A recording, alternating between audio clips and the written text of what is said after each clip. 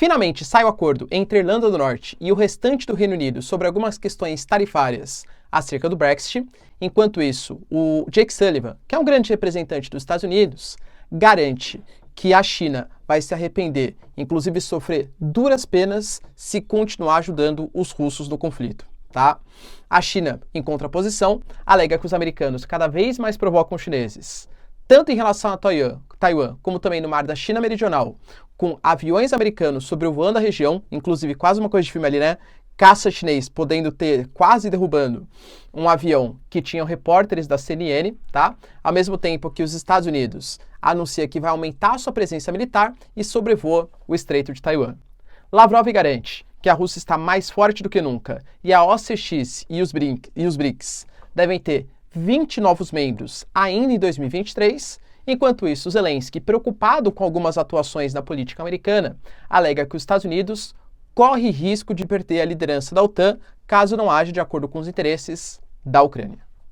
Se vocês querem entender um pouco mais sobre esses assuntos, e muito mais também sobre geografia, geopolítica, atualidades, política, polêmicas, enfim, tudo para você se manter sempre bem atualizado, já se inscreve no canal, deixa seu like, compartilha esse vídeo, que eu, professor Ricardo, conto muito com a sua ajuda. Belezinha? Pessoal, para quem não me segue no Instagram, hein, @prof_Ricardo Marcílio, me segue lá que é super importante. E caso você queira contribuir financeiramente aqui para o canal, seja membro, pessoal, que isso ajuda bastante, ou faça uma contribuição via chave Pix também, sensacional. E claro, hein, curso mais completo de Geografia, Geopolítica e Atualidades do mercado da internet brasileira, pelo preço mais competitivo, pessoal, menos de 70 centavos por dia, para ter acesso a tudo o que acontece no mundo, tanto de geografia como de geopolítica e atualidades. Link na descrição que vocês não vão se arrepender, tá? Contato comigo ali direto, professor, tirar dúvida a qualquer momento, pessoal, acho que é bem legal aí para vocês. Tamo junto?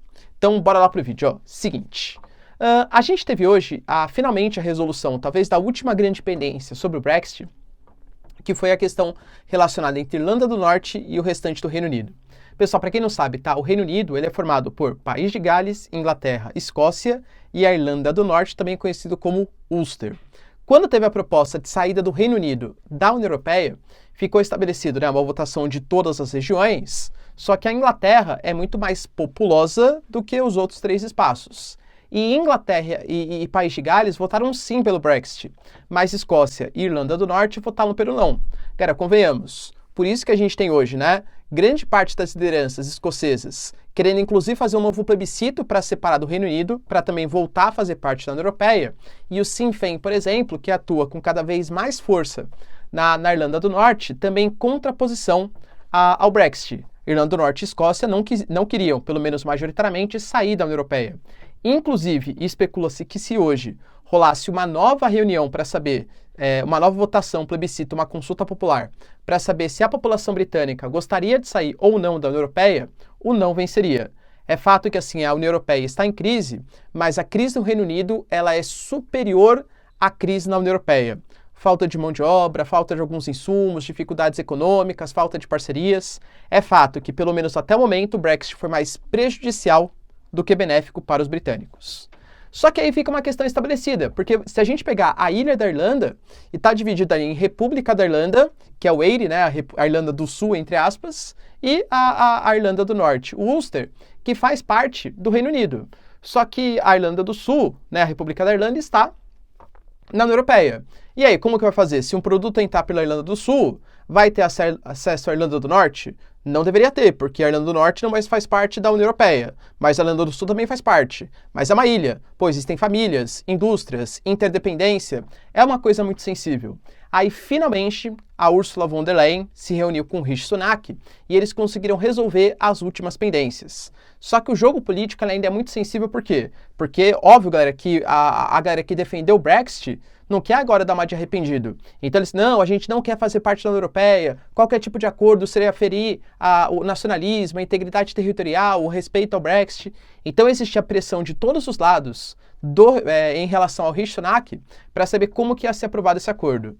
Pelo que ficou definido, o Rishi Sunak falou, né, olha, eles continuam sendo nossos parceiros econômicos, tal, até porque, de verdade, né, uma frase que marcou muito do Reino Unido, quando ele se despediu ali da União Europeia, né, foi a frase: nós britânicos não odiamos a Europa. O que os nossos antepassados pensaram de livre comércio, acordo de livre circulação, a gente ainda gosta. O que a gente é contra a ideia de um grande bloco, uma união política. Então, exército comum, fronteiras comuns, essas coisas. Então, basicamente, o que o Rishi Sunak garantiu foi que a Irlanda do Norte vai ter acesso aos produtos também da União Europeia de maneira mais facilitada, tá bom? Então, acho que foi um acordo importante aí para os dois lados. E, inclusive, tende a afastar um pouco mais os anseios separatistas da região.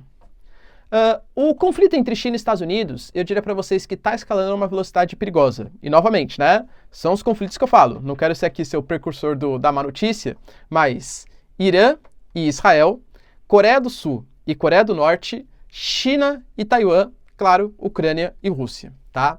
A gente teve algumas notícias muito sensíveis. Os americanos, eles continuam acusando os chineses, inclusive com membros importantes, tanto lideranças da CIA como Jake Sullivan, por exemplo, garantindo que a China está pleiteando fornecer armamentos pesados, inclusive, né, armamentos ali de guerra, enfim, para os russos. Segundo a inteligência dos Estados Unidos, o mínimo que vai ser cedido são drones. Drones similares aos drones kamikazes que os iranianos forneceram para os russos.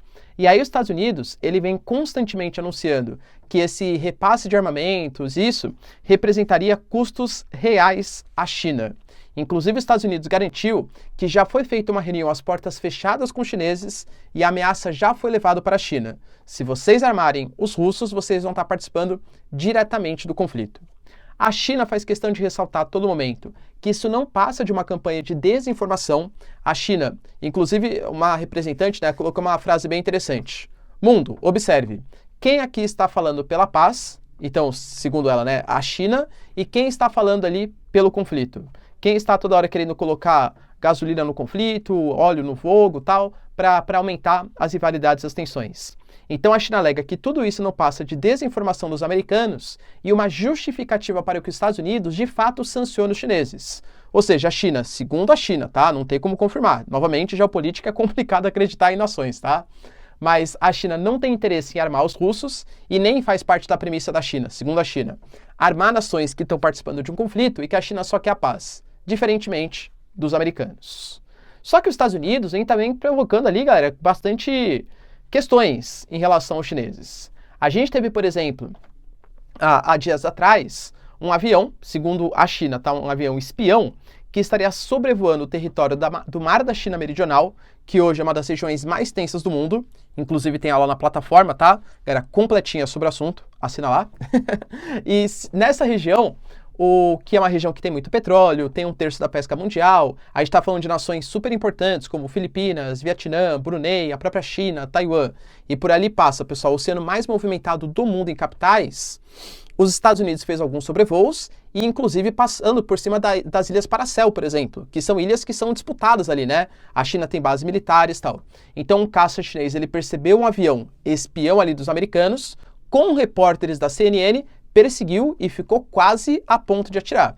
Imagina se um caça chinês atira num avião, galera, dos Estados Unidos, a problemática geopolítica que isso poderia escalonar seria uma coisa assim, quase que sem precedentes, né? Além disso, foi anunciado que os Estados Unidos vão aumentar em 4 vezes a sua presença militar na ilha de Taiwan, já prevendo, pessoal, que nos próximos anos o Xi Jinping possa fazer uma ofensiva na região, e a China também acusou os Estados Unidos de estar provocando os chineses, já que foram percebidos ali presenças americanas próximas ao Estreito de Taiwan, tá? A China considerou isso que é uma provocação, porque lembrando, a China não considera Taiwan como um território independente.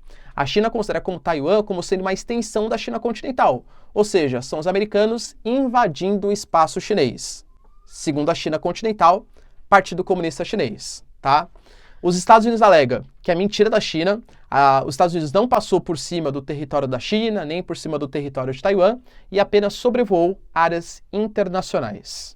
O que é verdade? Não sei, mas perceba como a tensão vai escalonando.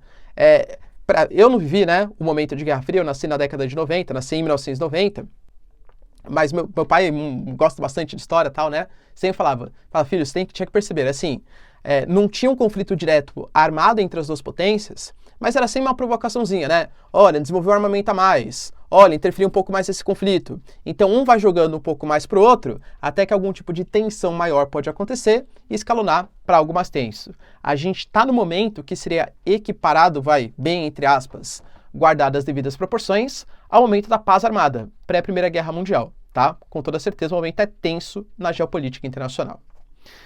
Hoje o Lavrov deu uma declaração, pessoal, super importante, falando que a OCX, que é a Organização para a Cooperação de Xangai, uma espécie de grupo ali, né, liderado pelos chineses, de defesa, deve contar com 20 novos membros, assim como os BRICS também. Inclusive, sobre os BRICS, falou que Arábia Saudita, Emirados Árabes, Egito, Nigéria, são todos países postulantes a entrar nessa organização. Essa declaração do Sergei Lavrov, claro, pessoal, vem muito na esteira de tentar mostrar para o mundo que não é todo mundo igual aos países ocidentais, que estão sancionando os russos, que pedem punições e coisa que valha, tá? Então é uma tentativa de mostrar para o mundo que a Rússia não está isolada na geopolítica internacional. E galera, de fato, né, a gente percebe que União Europeia, Estados Unidos vêm praticando sanções. Mas aqui da América do Sul, por exemplo, o Brasil, que é a maior potência econômica, a Argentina também, embora tenha dificuldades, é uma potência também, a tendência de aproximação cada vez maior com os russos e chineses, percebe?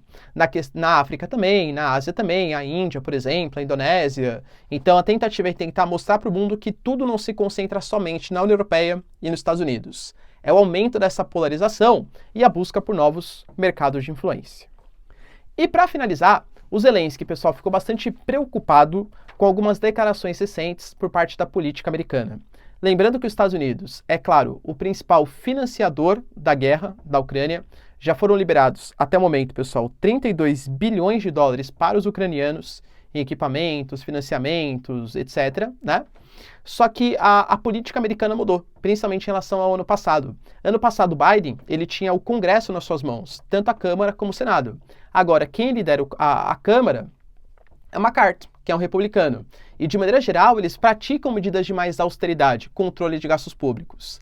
E nesse momento que a gente percebe é que a Ucrânia não passa muita credibilidade para esse setor da política americana, que alega que a Ucrânia é um país muito corrupto, embora o Zelensky tenha feito uma reforma ministerial, ainda é um país que não sabe exatamente se a ajuda está chegando para os ucranianos ou para as tropas ucranianas, ou está sendo desviado no meio do caminho, tá? E isso está chegando, inclusive, na opinião pública americana. A opinião pública americana, por exemplo, hoje, a gente já tem mais ou menos aí, 29% da população contra a ajuda à Ucrânia e 22% que não sabem. Se a gente pegar em outros países, a Alemanha acabou de ter manifestações, por exemplo, manifestações, entre aspas, pela paz, que pedem para que Olaf Scholz não ajude os ucranianos e que negocie com diplomatas russos. Na França, a gente teve milhares de pessoas ali se manifestando na França, tanto pela exclusão da França da OTAN, como para a França parar também de ajudar os ucranianos e ir para a diplomacia com os russos, tá? Óbvio, pessoal, ainda é minoria nesses países. Na Alemanha, mais ou menos, né? Mas ainda é minoria nesses países. Mas é um movimento crescente. E claro que isso preocupa o Zelensky. Então o Zelensky deu algumas declarações fortes, colocando que se os Estados Unidos não financiar como deve a Ucrânia, isso vai ser uma preocupação para os americanos, porque a Ucrânia é o breque ali da Rússia, a contenção do avanço russo no leste europeu, tá? Alega-se, claro, né, que a Ucrânia não faz parte da OTAN, mas que, segundo Zelensky, tá, se a Rússia vencer a Ucrânia, isso não vai parar por aí. Isso vai para a Polônia, que faz parte da OTAN, vai para a Letônia, Lituânia, Estônia, que fazem parte da OTAN, pode escalonar para a Finlândia, que está sendo um dos membros cotados para entrar também na OTAN no futuro próximo. Então, ajudar hoje os ucranianos é uma questão de financiamento para que soldados americanos e da OTAN não tenham que se ferir no futuro em um eventual conflito contra os países bálticos ou até mesmo contra a própria Polônia. Ou seja, é um investimento pela paz. Claro, né, pessoal, o Zelensky ele está querendo se vender nesse momento para tentar ganhar um pouco mais de apoio, né, dos Estados Unidos. E fora que ele falou também que vai perder o apoio da própria Ucrânia. A Ucrânia, de fato, pessoal, não é qualquer país. A Ucrânia, excluindo a Rússia, é um país gigantesco ali da Europa, né, maior país ali do continente europeu, e conta com 40 milhões de pessoas. Ou seja, é um território ali bastante significativo. E aí, será que os apelos do Zelensky vão dar certo? Vamos ter um apoio dos Estados Unidos de maneira definitiva para os ucranianos? Deixa aí nos comentários que eu quero saber sua opinião. No mais, se vocês curtiram o vídeo, tamo junto, beijos, abraços e tchau, tchau.